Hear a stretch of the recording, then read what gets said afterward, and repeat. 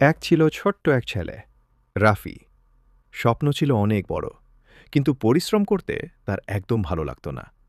সে ভাবত শর্টকাটেই হয়তো সফল হওয়া যায়।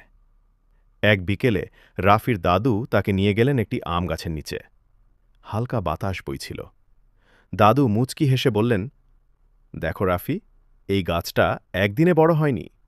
প্রতিদিন একটু পানি, একটু যত্ন আর অনেক ধৈর্যের পর আজ এটা এত ফল দিচ্ছে।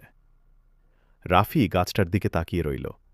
হঠাৎ সে বুঝতে পারল, সাফল্যও ঠিক এই গাছটার মতো। প্রতিদিনের ছোট ছোট চেষ্টাই একদিন বড় ফল এনে দেয়। সেদিন থেকেই রাফি বদলে গেল। প্রতিদিন অল্প অল্প করে পড়তে লাগল, নিজের স্বপ্নের জন্য চেষ্টা করতে লাগল।